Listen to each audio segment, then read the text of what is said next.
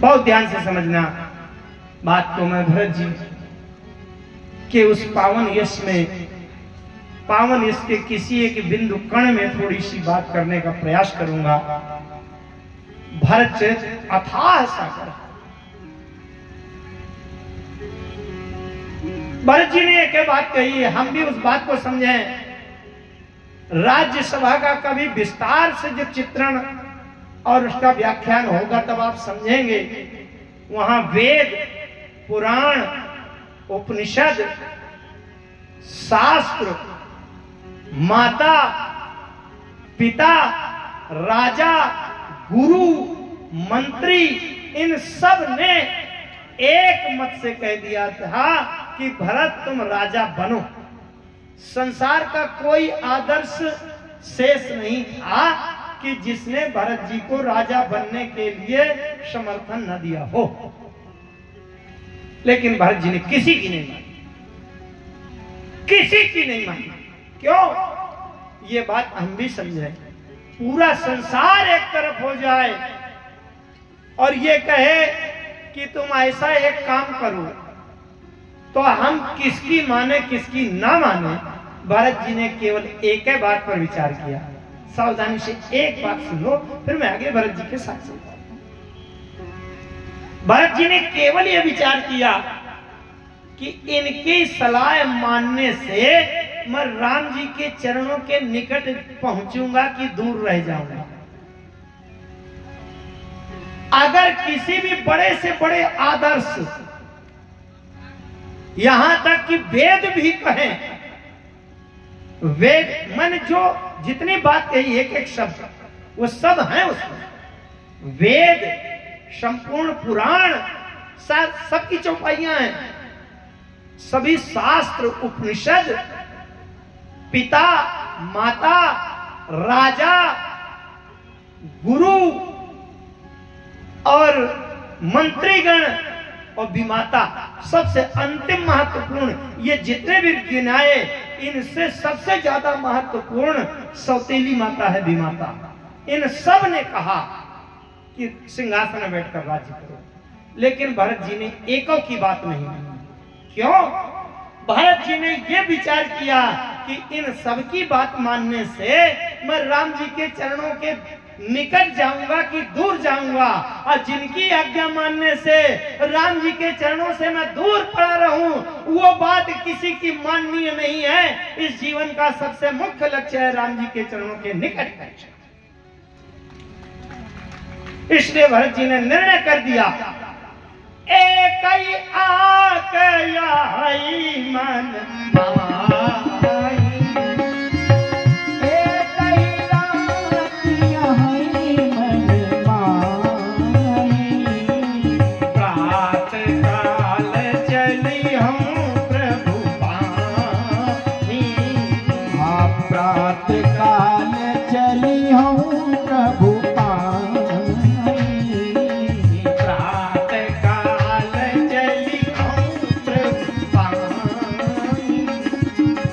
प्रात काल चली हूँ प्रभु पानी।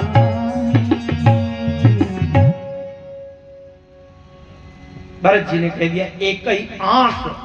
आंख माने यही मेरा निर्णय है अंतिम। आंख माने हठ है, आंख माने यही अंतिम। वो इसमें कोई विचार नहीं हो सकता। मैं अपने लिए आपन दारुण दीनता कहूं सब ही सिर नाए, देखे बिन रघुनाथ पद जिया के जरनी न जा। चलत प्रात लख निर्नौनी के, भारत प्राण प्रिय भेष। उस रात में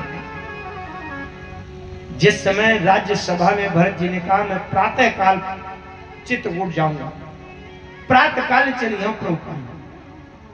किसी ने कहा महाराज आप अकेले जाएंगे कि हमको भी ले चलेंगे? भरत जी ने कहा सब लोग चले, सब लोग चले, किसी को रोक नहीं, सब लोग चले। आज रात भर कोई सोया नहीं।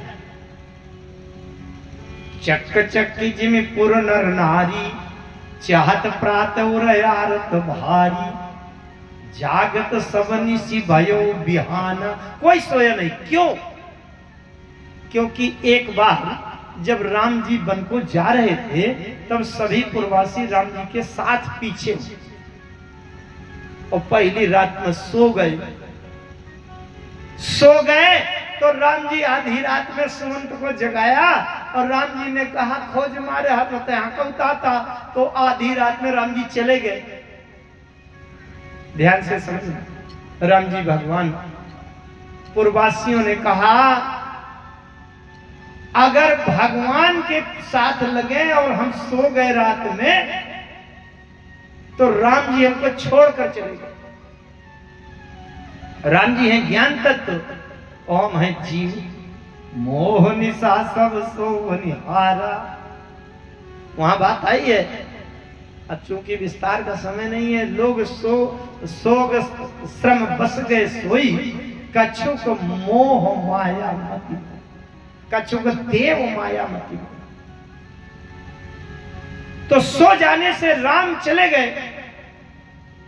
लेकिन अगर भगवंत एक बार जीव को छोड़कर चला जाए तो अभी एक विकल्प है, एक उपाय है। भगवंत अगर जीव को छोड़कर चला गया है तो संत अभी है, संत का साथ मिल जाएगा तो भगवंत तक पहुंच जाएंगे। लेकिन भरत जैसा संत अगर छूट गया, छोड़कर चला गया तो फिर जीव के लिए कोई सहारा। इसलिए जागत सब निसी भयो बिहाना, सब लोग जागते रहे भैया, कहीं भरत ही न चले जाएं छोड़कर। सारी व्यवस्था करके भरत जी गए। रास्ते में कैसे चल रहे हैं एक दृश्य में बता दूं। बातें तो बहुत हैं, आप लोग समझ सकते हैं मेरे अंदर के छटपटाहट अकुलाहट को कि सीधी कथा कर। भरत जी जा रहे थे, सबको आगे चला दिया, स्वयं पैदल जा रहे थे। एक जगह एक पगडंडी से जा रहे थे।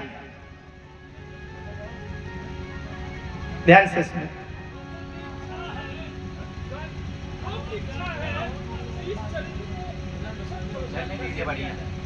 कितने दिन? 5-7 दिन नहीं, आप बोले। कल थोड़ा सा विलंब हो गया था तो उधर से बात आई थी कि 8 बजे कथा को बंद कर दिया करिए, आपने 9:30 बजे दिया और समस्या थे। चलिए चल रहे हैं। मैं तो अपनी वाणी और अपना प्रयास 1 सेकंड के लिए भी रोकता नहीं हूं। आइए एक बात देखें भाव को।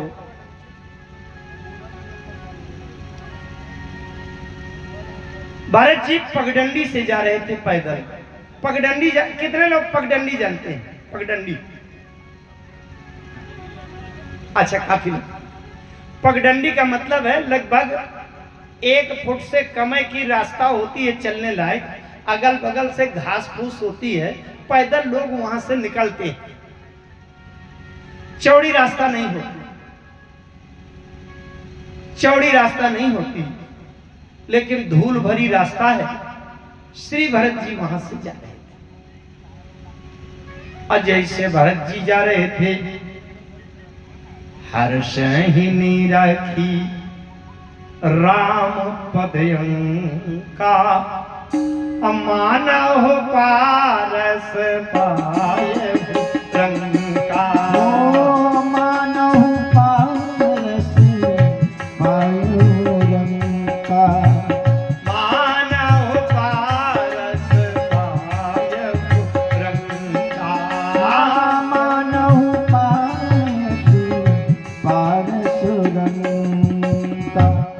पद रज सिर धारी नयन नीलावही, पद रज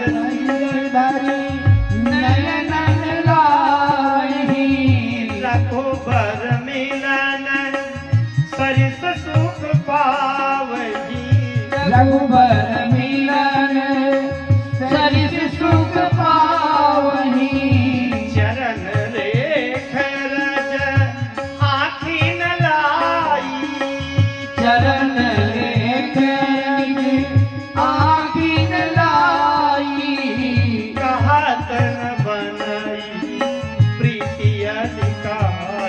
कहत न बनी प्रीति अधिकारी कहत न बनाए प्रीति अधिकारी कहत न बनी प्रीति अधिकारी। जैसे धूल में राम जी के चरणों का चिन्ह देखा, और ये तो राम जी का चरण है। राम जी के चरण के चिन्ह से धूल में जो चिन्ह निकल आया है उसका महत्व जानते हैं आप? राम जी के चरणों का स्पर्श पाने वाला धूल का कण कितना प्रभावी होता है कि एक पत्थर को छू गया तो उसे चेतन बना दिया, अहिल्या प्रकट कर दिया। भरत जी इसका महत्व जाना। पूरे राम जी के उस चरण के चिन्ह में धूल में अपना सिर रख दिया, पूरा ये माथा रख दिया, और जैसे देखा तो 3 इंच के आगे सीता जी का एक चरण। भरत जी के लिए तो दोनों प्रणम्य है, सीता जी के चरण चिन्ह में सिर रख दिया। फिर देखा तो राम जी का अगला चरण चिन्ह था, भाई दायां बायां 2 चरण होते हैं, उसमें सिर रख दिया। फिर देखा तो सीता जी का अगला चरण चिन्ह था, उसमें सिर रख दिया। अरे भरत जी ने कह दिया कि ये तो मार्ग ऐसा है, यहाँ चरण रखने की गुंजाइश नहीं है। हर 3 इंच पर सिर रखना, हर 3 इंच पर सिर रखना, हर 3 इंच पर सिर रखना। भरत जी ने वहां कह दिया, सिर भर जान उचित यश मोरा, सिर भर जाऊं उचित यश मोरा, सब ते सेवक धर्म कठोरा। ओ सब ते सेवक धर्म कठोरा। झलका झलकत पायन कैसे, झलका झलकत पायन कैसे, पंकज ओस ओस कन जैसे, पंकज कोस ओस कन जैसे, सिर भर जान उचित यश मोरा। सिर भर जाऊं उचित यश मोरा, सब ते सेवक धर्म कठोरा, सब ते सेवक धर्म कठोरा, सब ते सेवक धर्म कठोरा। सिर के बल गए भरत जी, इसका प्रमाण है मानस। अच्छा आप ये बताइए, अगर किसी का अभ्यास नहीं है बिना जूता चप्पल के चलने का, और शायद एक दिन बिना जूता चप्पल के, बिना पदत्राण के आप चलें, तो नीचे आपके पैरों में, तलवे में छलका पड़ जाएंगे, छाले पड़ जाएंगे कि नहीं? अच्छा तो जब छाले पड़ गए नीचे तलवा में, वो छाले दिखाई कैसे पड़ेंगे? जब तक आप सीधे चलेंगे तो छाले तो नीचे पड़े हैं, नीचे के छाले कोई देख नहीं पाएगा। गोस्वामी जी ने भरत जी के पैरों के नीचे तलवे में जो छाले पड़े वो कैसे देखे? इसका मतलब श्री भरत जी राम जी के चरणों में सिर रख करके और सिर के बल उछल उछल कर, हाथ से टेक टेक कर सिर के बल जा रहे हैं, और तलवा हो गए ऊपर, और जैसे तलवा ऊपर है हुए, गोस्वामी तुलसीदास जी ने देख लिया कि भरत जी के पैरों में छाले पड़े हैं, तभी उन्होंने लिख दिया, झलका झलकत पायन कैसे, पंकज कोस ओस कन। भरत जी जा रहे, भरत जी एक विचार करते हुए चले जा रहे हैं कि मैं जब राम जी के सामने पहुंचूंगा तो 2 बातें हो सकती हैं। 2 बातें हो सकती हैं, या तो राम जी हमें स्वीकार कर सकते हैं, अथवा दूसरी बात ये भी हो सकता है कि राम जी हमें देखते ही कहते हट जा भरत, यहां भी आ गए मुंह दिखाने, यहां भी नहीं रहने दिया मुझको ठीक से, ये भी कह सकते हैं। तो ये दोनों स्थितियां हो सकती। मां तुम ते महुमानी मोही, जो कछु करही सो थोर, अघय गुण क्षमियाद रही, समझिया अपनी ओर। और ये हो सकता है कि पता चल जाए, मैं जरा सा आहट मिल जाए कि भरत आ रहे हैं, तो हो सकता है वहां से गायब हो जाए, मुझको दर्शन भी न दे। राम लखन सिय सुनी मम नाम, उठ जनियन तजाहि तज ठाम। हो सकता है उठ करके और कहीं चले जाए, लेकिन भरत जी निश्चित करते हैं कि राम जी चाहे मुझको अपनी शरण में रखें या ठुकरा दें, मुझे कोई चिंता नहीं। मैंने अपना नया स्वामी ढूंढ लिया है, नए स्वामी की व्यवस्था कर ली है। राम जी शरण में रखें चाहे न रखें, मैं अपने नए स्वामी की शरण में चला जाऊंगा। धैर्य से बात समझिएगा। हम लोगों को बड़ा अटपटा लगता है ये बात सुनकर, भरत जी के जीवन में राम को छोड़कर नया स्वामी। लेकिन भरत जी तो हम सबकी सोच से तो परे है ना, बाहर। ये भरत जी स्वयं कह रहे हैं मैंने अपने नए स्वामी की व्यवस्था कर ली है, और राम जी चाहे मुझको अपनी शरण में रखें और चाहे न रखें, मैं नए स्वामी की शरण में चला जाऊं। किसकी? देखें आप भरत जी के माध्यम से, जो परिहरहि मलिन मन जानी, अजो सनमानहि सेवक मानी। राम जी के दो प्रकार के व्यवहार हो सकते हैं। अगर मुझे मलिन मन वाला समझेंगे कि कैकेयी के वरदान मांगने में भरत की सलाह रही होगी। अच्छा, कुछ लोग तो मानने लगे थे कि नहीं? एक भरत कर सम्मत काई, और एक उदास भाई सुनिराई, कान मूंद करी रद गई जी हा, एक कहाई यह बात अलिया। तो भरत जी कहते हैं कि अगर राम जी मुझे ये मानेंगे कि ये भी मन का खोट है भरत, तो जाओ परिहरहि, जो अगर मुझे छोड़ देंगे, ठुकरा देंगे, त्याग देंगे, तो मैं समझ जाऊंगा कि मुझको भी मलिन मन वाला समझ लिया राम जी। अब अगर मुझको अपने पास रख लेंगे, चरणों का आश्रय दे देंगे, तो मैं समझ जाऊंगा कि मुझे अपने चरणों का आश्रित सेवक दास मान लिया। कहां जाएगा, मेरे सहारे में तो है।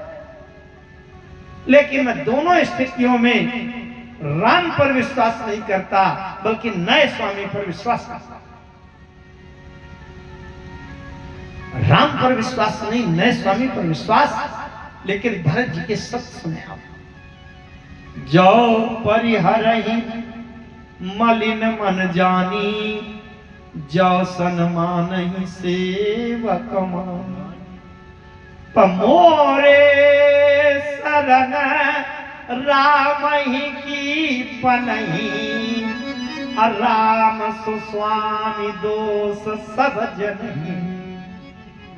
राम जी चाहे मुझको रखें और चाहे ठुकरा दें, लेकिन मुझे पक्का भरोसा क्या है, राम जी ठुकरा भी देंगे तो मैं राम जी की पनही की शरण में चला जाऊंगा। राम पर तो संशय है, पर राम की पनही पर कोई प्रश्न नहीं है। मैं राम की पनही की शरण में चला जाऊंगा। यह भरत जी का विश्वास, भरत जी की निष्ठा। क्यों? पनही के बारे में थोड़ी बातें सुने, आप समझने का प्रयास करें। एक तो पनही स्वयं त्यक्ता है, राम जी के द्वारा त्यागी गई है। तो राम जी के द्वारा त्यागे जाने का दुख दर्द जानती है। लखन राम सिय बिनु पग पनहि, करि मुनि बेश फिरहि बन बनहि। तो पनही राम के द्वारा त्यागी गई है, राम के त्यागे जाने का दुख जानती है, वो मुझे दुख कभी नहीं दे सकती, इसलिए पनही मुझे स्वीकार जरूर करे। अच्छा, पनही में अपनी कोई चेतना नहीं होती, पनही में अपनी कोई चेतना नहीं होती, लेकिन पनही दूर दूर तक चली जाती है। दिल्ली, कलकत्ता, जाने कहां कहां घूम जाती है हमारी पनही। तो अभी बांदा चित्रकूट से मोतिहारी आ गई है, अब मोतिहारी से अभी मध्य प्रदेश जाएगी हमारी पनही, न जाने कहां कहां। अच्छा, एक बार मैं झारखंड में एक डाल्टनगंज शहर है पलामू, वहां कथा कह रहा था और संयोग से ये प्रसंग चल रहा था। पनही पनही मैं कहता रहा काफी देर तक, लेकिन जहां मुझे विश्राम दिया गया था, जब मैं विश्राम पर पहुंचा तो वो भी कथा सुन रहे थे। तो वो बाद में मुझे निवास में कह रहे थे, गुरुजी आधा घंटा तक तो लोग यही नहीं समझ पाए कि पनही खाई जाती है कि लगाई जाती है कि क्या क्या है, पनही होती क्या है, मीठी होती है कि खट्टी होती है। आप लोग जानते हैं पनही कि नहीं? कितने लोग जानते हैं? अच्छा, यहां तो काफी लोग, लेकिन सब लोग नहीं जानते क्या? अरे हम जो पैरों में जूता चप्पल पहनते हैं उसको पनही कहते हैं। पैरों में पहनने वाली जो जूता चप्पल, जिस आधुनिक शब्द जिसको कहते हैं, उसी को पनही कहते हैं। तो भरत जी ने विचार किया, पनही में स्वयं चेतना नहीं होती, परंतु पनही किसी चेतन के द्वारा चलाई जाती है। भरत जी की भावना भी पनही के समरूप है। तो भरत जी मानते हैं मुझ में कोई चेतना नहीं है, लेकिन किसी चेतन के द्वारा चलाई जाती है। अच्छा, तीसरी बात, पनही कभी अपना सम्मान नहीं चाहती। पनही ये नहीं चाहती कि हम अभी आपके पैरों में चिपक कर आए हैं तो मंच पर हम भी सम्मान लेंगे, या कहीं बढ़िया भोजन भंडारा हो रहा हो तो पनही आज तक ये नहीं कहती कि हम भी रसगुल्ला खाएंगे, कभी आज तक कहा? क्योंकि पनही का जीवन समर्पण है। मान सम्मान और भोग आप लीजिए, मैं तो आपके पैरों से चिपक जाऊंगी, अपने स्वामी के प्रति समर्पण। जब हमारी इच्छा होती कि हम यहां से वहां चलें, पनही हमारे पैरों में चिपक जाती है, अपने स्वामी से कहती है आप निश्चिंत रहें, मैं चाहे छिल जाऊं, कट जाऊं, जल जाऊं, लेकिन आपके पैर में चोट नहीं आएगी, कोई कंकड़ कांटा चुभने नहीं पाएगा। भरत जी की भावना भी यही है, मैं चाहे छिल जाऊं, कट जाऊं, जल जाऊं, तप जाऊं, लेकिन राम जी के व्रत में, धर्म में, नियम में कहीं आंच ना हो। एक बात और है, वो बात अगर ध्यान से समझेंगे तो बहुत आपको संतुष्टि है। जैसे आप कथा सुनने आए हैं, तो कथा सुनने के समय जब बैठे हैं तो पनही को कहीं उतार दिया है, कहीं छोड़ दिया है, बाहर किनारे कहीं भी, और जब कथा हो जाएगी और आप घर चलने को होंगे तो ये बताइए कि पनही आपके पास आएगी कि आप पनही के पास जाओगे? हाँ, तुम स्वयं पनही के पास जाओगे ना। और जहां पनही छोड़ी थी वहां से अगर 2-4 फीट इधर उधर खिसक गई हो तो ब्लड प्रेशर, हृदय की धड़कन बढ़ने लगती है कि लगता है गया है ना? बहुत ध्यान से समझना बात। भरत जी कहते हैं राम को तो कोई जीव नहीं पकड़ पाएगा, ध्यान से समझना, कोई जीव ब्रह्म को नहीं पकड़ पाएगा। मंदिरों में जो मूर्ति रखते भगवान की रखते हैं ना, पत्थर की, पीतल की, अष्टधातु की क्यों रखते हैं? सही सही के भगवान लेके बैठा दे तो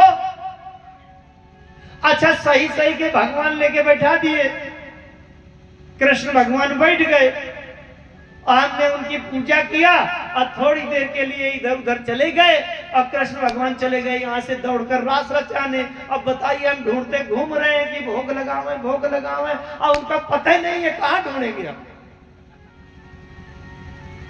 जब पत्थर की मूर्ति बैठाए हैं तो हमको पक्का विश्वास है कि जब रात्रि में आरती करने जाएंगे तो वहीं के वहीं मिलेंगे। इसका मतलब जीव कभी ब्रह्म को पकड़ नहीं पा सकता। भरत जी जानते हैं राम ब्रह्म है, बाकी सब जीव हैं, राम को कोई जीव पकड़ नहीं पा सकता। लेकिन भैया अगर किसी को पास बुलाना हो तो उसकी पनाही पकड़े रहो, और जब उनकी तपस्या पूरी हो जाएगी तो अपनी पनाही ढूंढते ढूंढते स्वयं आ जाएंगे और इस पनाही के माध्यम से मुझे राम मिल जाएंगे। ये जो मूर्ति पूजा है ये इसी पनाही से है, इसका सिद्धांत भरत जी जानते हैं। यह पनही की ही प्रतिष्ठा होगी और पनही राम राज्य का संचालन करेगी। पनही की पूजा हम कर सकते हैं, चेतन राम की, चेतन शंकर भगवान की, चेतन दुर्गा जी की पूजा नहीं कर पाएंगे क्योंकि वो तो एक जगह बैठे थोड़ी रहे। इसलिए भरत जी एक बात और दिखा रहे हैं, अयोध्या जैसे राज्य का संचालन तो राम जी की पनाही कर लेगी। राम तो ऐसे असीम अनंत अगाध अखंड शक्तिशाली हैं कि उनके केवल संकल्प मात्र से संपूर्ण ब्रह्मांड संचालित होते हैं। इस छोटे से अयोध्या के लिए राम का बैठना ही आवश्यक नहीं है, राम के पैरों की पनाही भी अयोध्या जैसे राज्य का संचालन।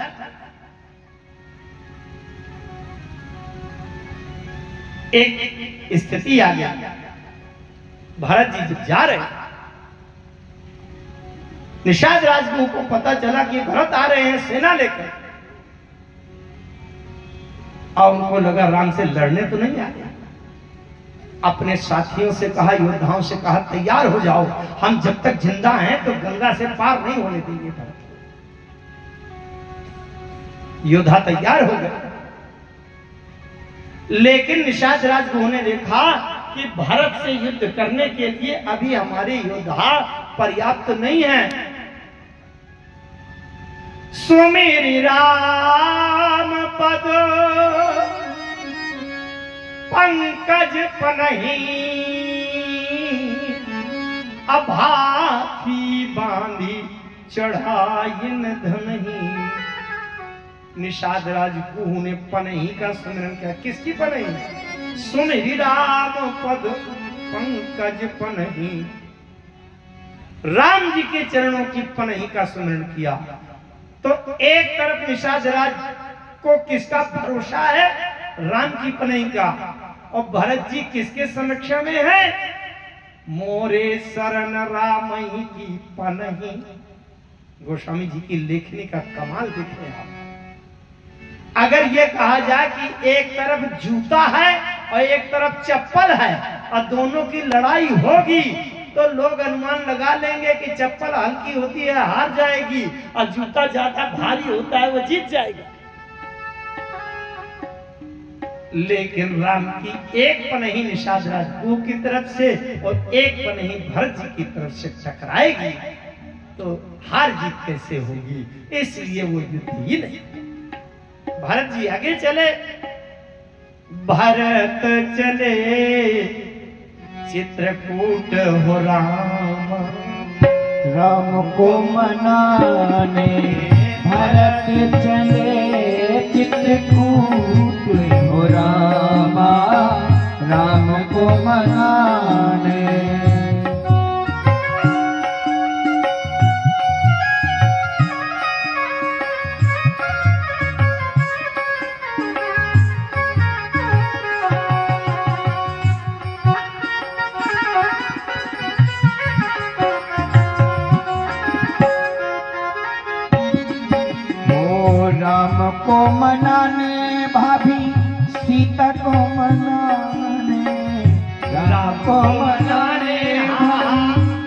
सीता को मनाने।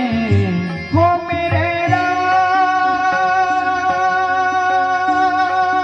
मेरे राम, हो मेरे राम, हो मेरे राम, मेरे राम। राम को मनाने भाभी सीता को मनाने, राम को मनाने भाभी सीता को मनाने। भरत चले चित्रकूट हो रामा, राम को मनाने। भरत चले हो रामा, राम को मनाने।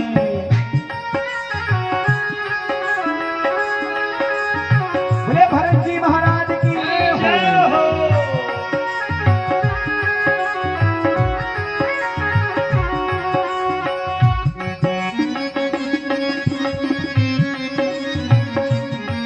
कैसा प्यारा भाव है भरत जी का। तन पुलकित अति सजल नयन भरे, तन पुलकित अति सजल नयन भरे। तन पुलकित अति सजल नयन भरे, तन पुलकित अति सजल नयन भरे। सिर पर जटा झूठ हो रामा, राम को मनाने। सिर पर जटा झूठ हो रामा, राम को मनाने। भरत चले चित्रकूट हो रामा, राम को मनाने।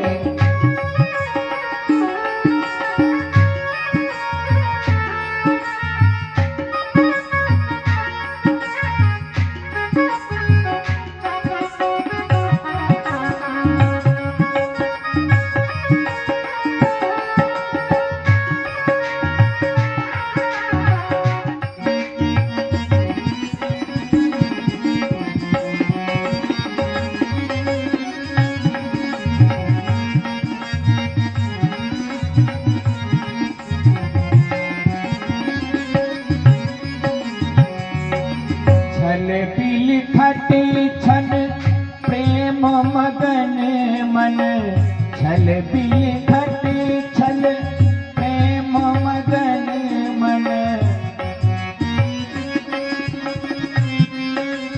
कभी राम जी के उस रूप को दर्शन करके दशरथ जी रोते हैं, कभी मगन हो जाते हैं कि आज भैया का दर्शन होगा।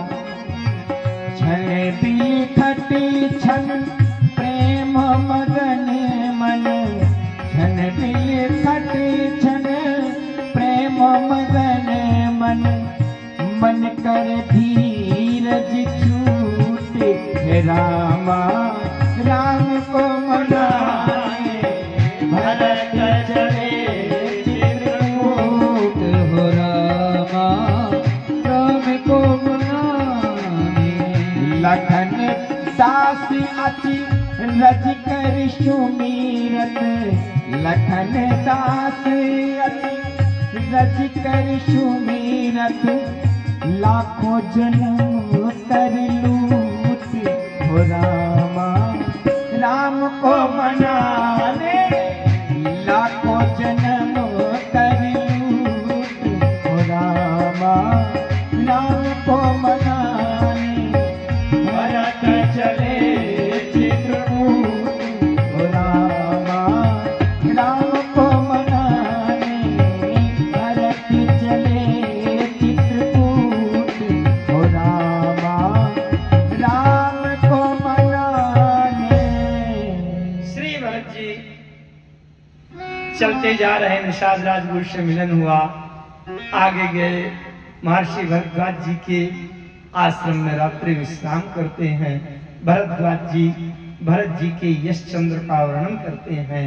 इसके बाद आगे चले चित्रकूट के प्रेम के वन में, जहाँ देवता ताक लगाए बैठे थे कि भरत को रास्ता मार्ग भटका देंगे, लेकिन कहीं स्नेह विभस्मक भूला, कहीं सुपंथ सुर भूला। तो मार्ग बता देते हैं देवता। आगे गए चित्रकूट की भूमि में, भरत जी प्रणाम करते हैं। पाई नाथ कई पाई गोसाई, भूतल परे लिकुट की नाई। श्री राम जी से रहा नहीं गया, भरत को उठाकर हृदय से लगा लिया।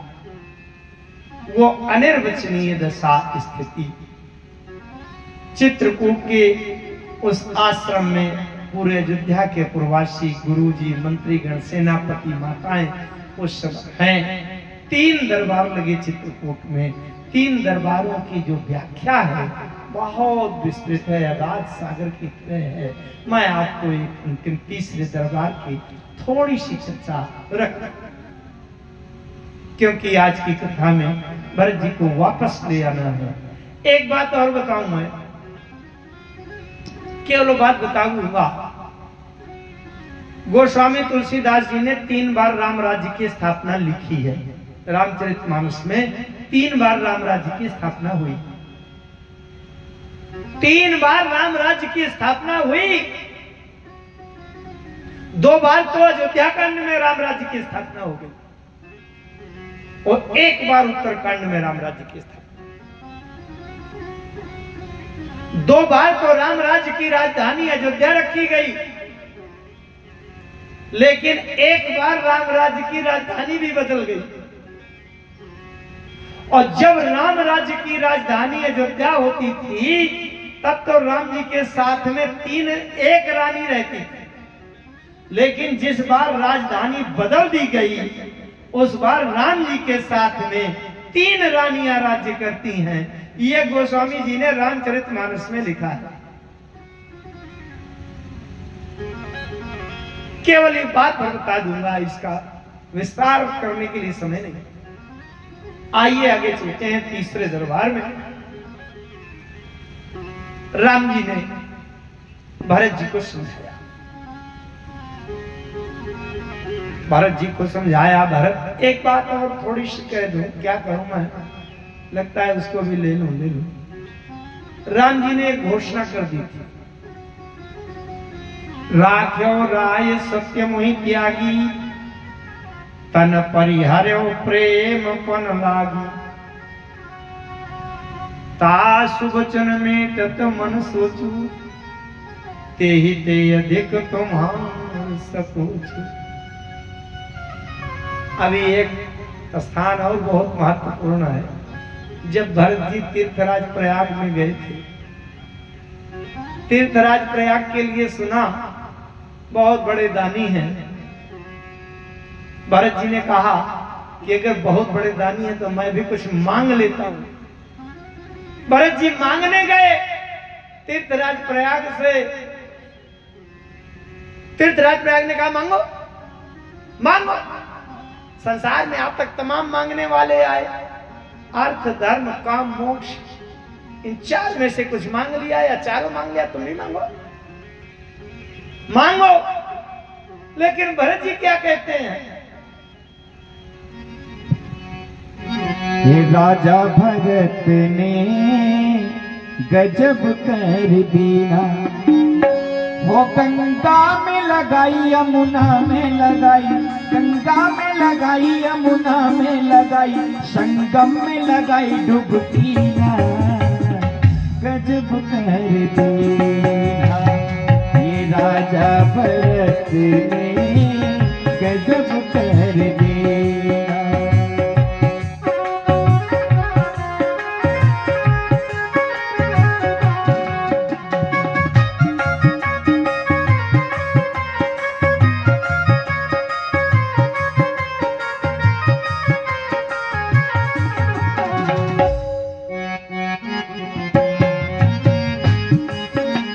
राजा भरत जी ने संगम में स्नान क्यों नहीं किया? क्योंकि उनको पता था कि संगम में सरस्वती विराजमान है, और अगर मेरे भैया को वन हुआ है तो सरस्वती की प्रेरणा से। ओ गंगा में लगाई यमुना में लगाई, गंगा में लगाई यमुना में लगाई, संगम में लगाई डुबकी ना, गजब कर देना प्यारे। अरे भैया भरत ने गजब कर दिया, ये प्यारे भरत ने गजब कर दी। जब तीर्थराज प्रयाग ने कहा कि मांगो, भरत जी कहते हैं आरधन धर्म न काम गति न चहो निर्भय जन्म जन्मारति राम पद यह वरदान। अर्थ चाहिए न धर्म काम चाहिए, अर्थ चाहिए न धर्म काम चाहिए। कौशला नरेश मुझे राम चाहिए, कौशला नरेश मुझे राम चाहिए। अर्थ चाहिए न धर्म काम चाहिए, अर्थ चाहिए न धर्म काम चाहिए। कौशला मुझे राम चाहिए, कौशला नरेश मुझे राम चाहिए। कौशला नरेश मुझे राम।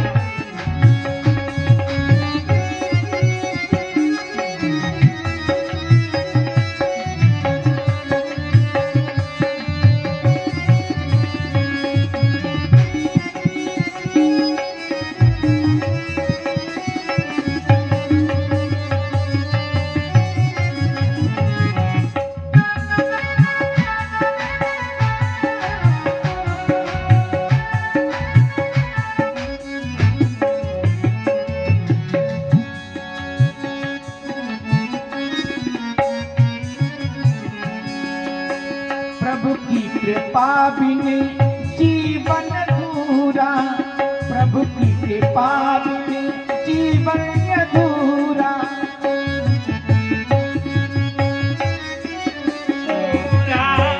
दर्श होगा तो जीवन ये पूरा होगा, दर्श तो होगा ये पूरा।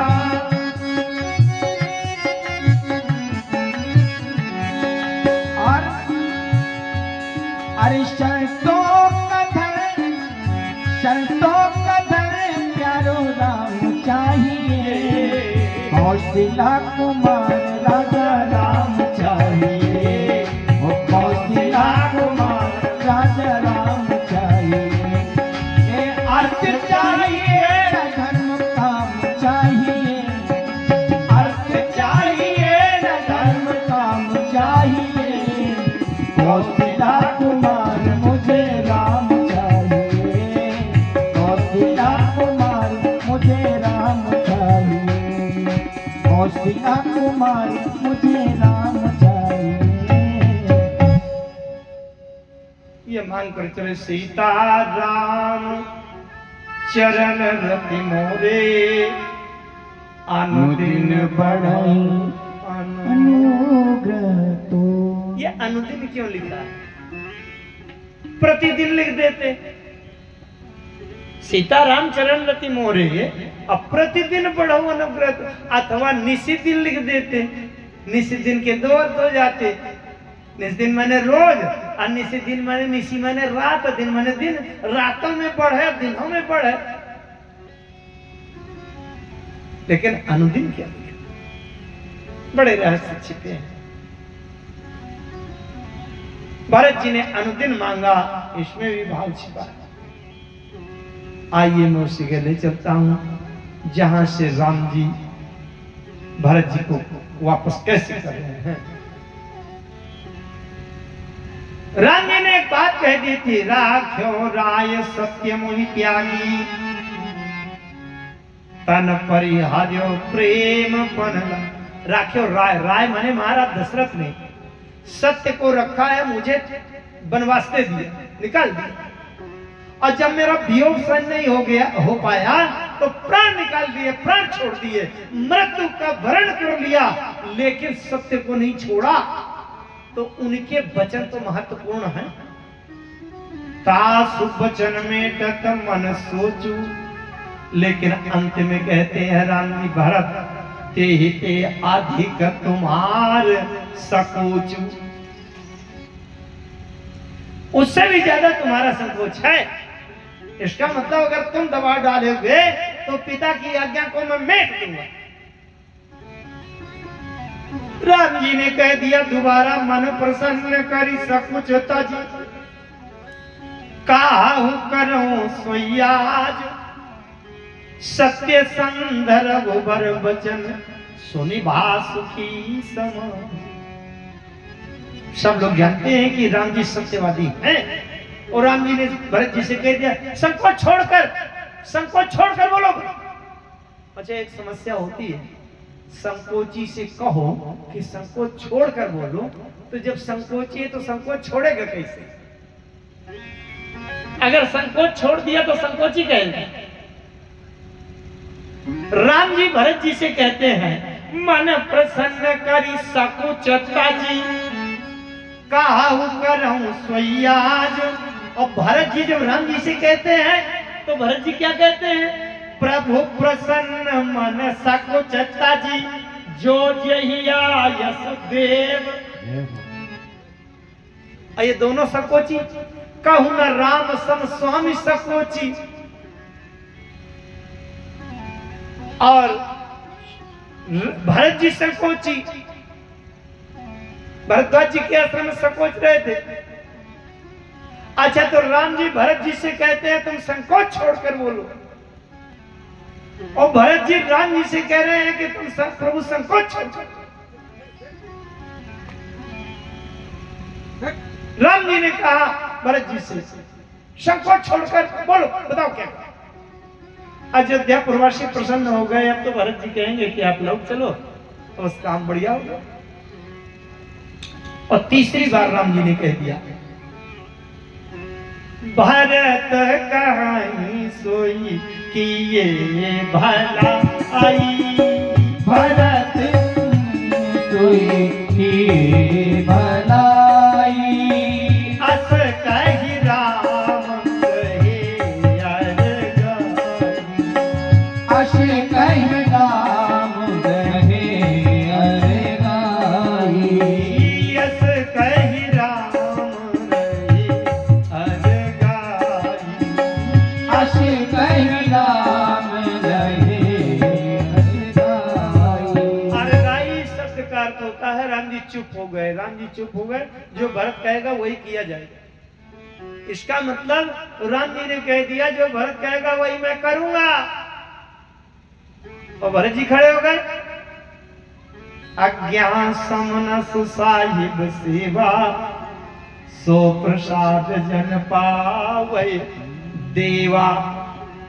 हे देव, हे प्रभु, क्या मुझे आज्ञा का भीख प्रसाद भी नहीं मिलेगा क्या? अरे आपकी आज्ञा मिल जाती तो मेरा जीवन धन्य हो जाता। इसका मतलब भरत जी कह रहे हैं मैं तो वही करूंगा जो राम जी की आज्ञा मिले। अब ये गुत्थी सुलझे कैसे? राम जी ने कहा है मैं वही करूंगा जो भरत कहेगा, और भरत जी कहते हैं मैं तो वही करूंगा जो राम जी आज्ञा देगा। अब आज्ञा देगा कौन? तीसरे दरबार में चलते हैं। राम जी ये कह रहे हैं अंतिम निर्णय क्या है धर्म का? मातु पिता गुरु स्वामी निदेशु, सकल धर्म धरणी धरिशेषु। जैसे एक शेषनाग संपूर्ण पृथ्वी को धारण किए हैं, तो सारे पहाड़, जंगल, नदियां, सागर, समुद्र सब कुछ सध गए। अगर शेषनाग हो तो पूरी धरती के एक एक जंगल, पत्थर, पहाड़ को अलग अलग संभालने की चिंता नहीं करनी पड़ेगी, एक के साथ सब संभाल लो शेषनाग। इसका मतलब अगर माता पिता और गुरु की आज्ञा पालन करो तो सारे धर्म रूपी पृथ्वी अपने आप उसी से निर्वाहित हो जाए। राम जी कह रहे हैं मातु पिता गुरु स्वामी निदेशु, सकल धर्म धरणी धरि। ध्यान से समझना। सो तुम करहु ये राम जी आदेश कर रहे हैं भरत को। सो तुम करहु, अगर तुम आज्ञा का प्रसाद मांग रहे हो भरत, सो तुम करो, वो तुम करो। क्या करो? माता पिता गुरुजन गुरु स्वामी की आज्ञा का पालन करो, करो। लेकिन राम जी कहते हैं मैं तो वही करूंगा जो भरत कहेगा। भरत जी ने कहा सरकार मैं आज्ञा दूं आपको? लखी अपने सिर सब छर भारू, कहीं न सकत कछ करत विचारू, मैं आज्ञा दूं? राम जी कहते नहीं, सो तुम करहु करावहु मोहु, सो तुम करहु, अब मैं आज्ञा देता हूं कि करावहु मोहु, मुझसे भी वही करवाओ। मैं तो वही करूंगा जो भरत कहेगा, लेकिन मैं भरत को आज्ञा देता हूं कि मुझसे भी वही करवाओ। तात तरनि कुल पालक हो, समझ ये गुत्थी यहां कैसे सुलझ रही है।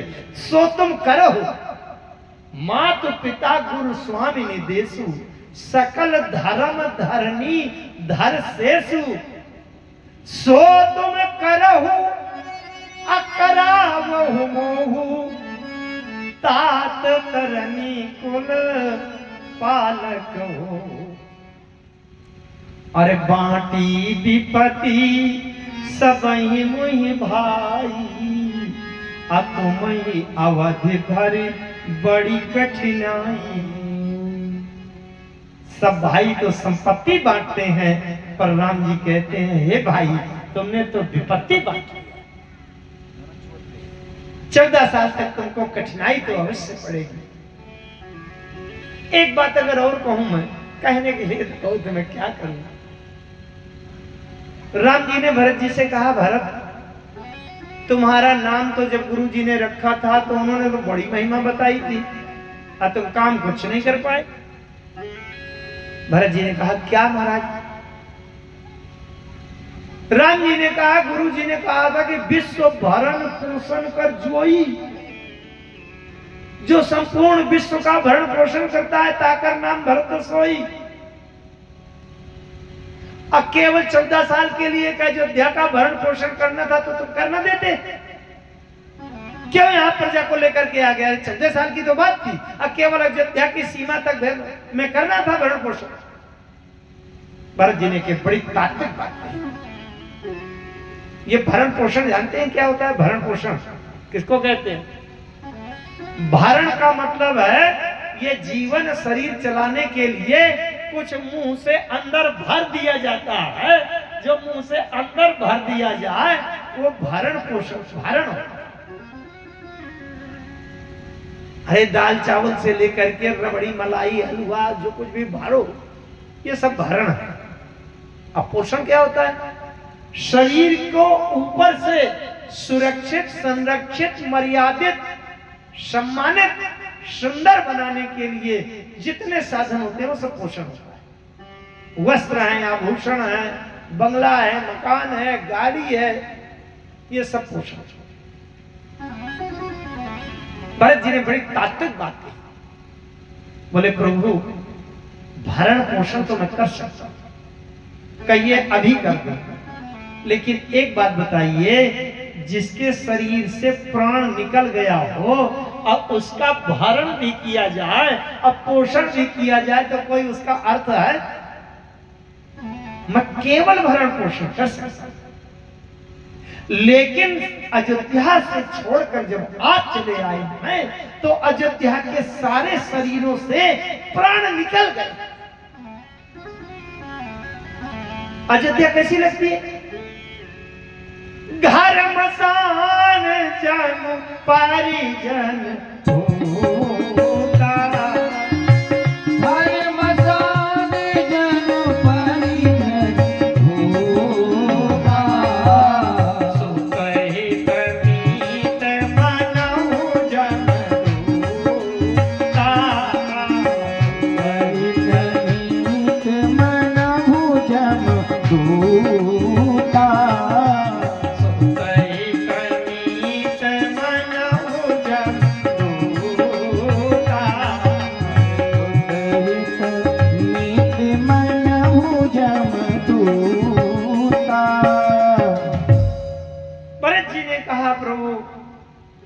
आपके चले आने के बाद कोई जीवित नहीं है, घर मसान, प्रत्येक घर श्मशान बन गया है। और जब किसी के शरीर में प्राण नहीं रहेगा तो मेरे धारण करने का और पोषण करने का क्या महत्व है। और शरीर में प्राण केवल आप ही डाल सकते हैं, दूसरा कोई नहीं डाल पाएगा। इसलिए आप अपने माध्यम से जो कुछ भी दे देंगे वो अयोध्या के पूर्ववासियों के प्राणों की रक्षा करने वाला हो जाएगा। फिर भरण पोषण मैं करूंगा।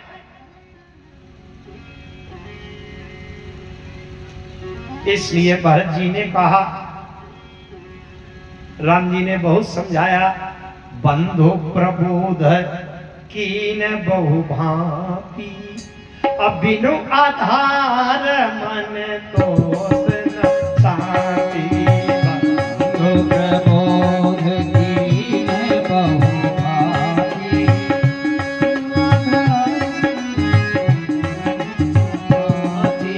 बिनु आधार मन तोष न शांति। ओ बिनु आधार मन तोष न शांति।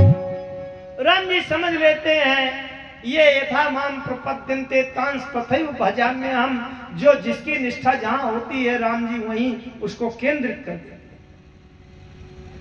राम जी समझ गए थे कि भरत जी की आस्था निष्ठा विश्वास पनही में है, मेरे प्रति नहीं है। तो राम जी ने पनही पकड़ा दिया, मैंने खड़ाऊ दे दिया। आधार मांगा भरत जी ने। अच्छा, आधार क्या होता है? आधार जानते हैं? जब व्यक्ति जूता चप्पल पहनकर चलता है तो उसके पूरे शरीर का आधार है जूता चप्पल, पनही, खड़ाऊ। हम यहां बैठे हैं तो हमारा आधार है चौकी, गद्दी, जिसके ऊपर हम बैठे। भरत जी मांग रहे हैं आधार। प्रभु करी कृपा पावरी दीनी, सागर भरत शीश धर लीनी। अब ये पावरी की अगर मैं व्याख्या करूं तो पूरी 1 घंटे का समय केवल पावरी की व्याख्या है, मांग, जो है नहीं अपने पास। इसमें अयोध्या की प्रजा ने मत दिया, अर्थ दिया, वशिष्ठ जी ने अपने भाव दिए, जनक जी ने अपने भाव दिए, सेवकों ने अपने भाव दिए, कर्मचारियों ने अपने अर्थ दिए, कौशल्या अम्बा ने अपना भाव दिया। चरण पीठ करुणा निधान के, जन जुग जामिक प्रजा प्राण के। ये प्रजा ने भाव दिया। ये 2 खड़ाऊ नहीं है। भरत जी ने सिर पर रख लिया था खड़ाऊ, तो चित्रकूट के लोग पूछने लगे, प्रजा ने कहा कि खड़ाऊ नहीं है, ये प्रजा के प्राणों की रक्षा करने के लिए 2 पहरेदार। अब आज के बाद किसी का प्राण शरीर से निकलकर भरने नहीं पाएगा। अन्य संस्कृत रामायणों में लिखा है कि 14 साल तक अयोध्या राज्य के सीमा की एक चींटी, पतिंगा, मच्छर, पशु, पक्षी किसी की मृत्यु नहीं हुई। जिसकी आयु भी समाप्त हो गई थी उसकी भी मृत्यु नहीं हुई। भरत जी को लग रहा था कि जब राम जी आएंगे और कहेंगे मेरा घोड़ा कहां गया, तो मैं कैसे मुंह दिखाऊंगा। संपत्ति तो सब कुछ है ना, हाथी घोड़ा हो, चाहे चिड़िया पक्षी हो, तोता मैना हो। और इतनी तक बात लिखी थी कि किसी भी पेड़ के पुष्प की एक पंखुड़ी वहां से गिरकर झड़ने नहीं पाई। क्यों? राम जी कहेंगे यहां मेरा शीशम का एक पेड़ लगा था, कहां गया? वो भी तो संपत्ति है। तो जैसे पेड़ है, पेड़ की टहनी है, उसकी डाली है, उसका फूल भी, कुछ भी उसका वो नहीं होने पाया, नष्ट नहीं होने पाया। वशिष्ठ जी ने भाव दिए, जनक जी ने भाव दिए। वशिष्ठ जी ने कहा आखिर जुग जन जीव जीवन की। जनक जी ने कहा संपुट भर स्नेह रतन की। अब इनकी व्याख्या करने का समय नहीं। कौशल्या अम्बा ने कहा कुल कपाट, ये खड़ाऊ कपाट है कुल की मर्यादा बचाने के लिए। कर कुशल कर्म के। कर्मचारियों ने कहा कर्म करने के हाथ हैं। सेवकों ने कहा विमल नयन सेवा सुधर्म की। लेकिन पूछने वाले लोग भरत जी के पास पहुंचे। भरत जी से पूछते हैं ये दो खड़ाऊ क्या हैं जो आप सिर पर रखे? भरत जी कहते हैं भरत मुदितायावलम बलहे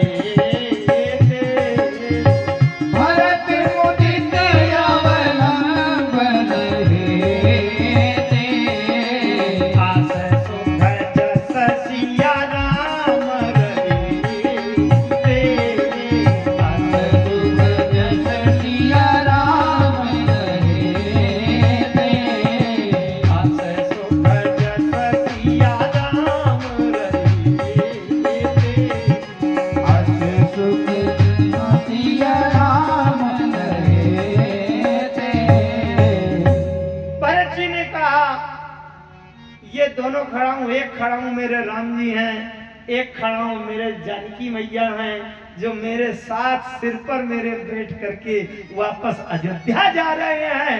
ये खड़ाऊ में मुझे राम सीता का दर्शन हो रहा है। भरत जी की दृष्टि,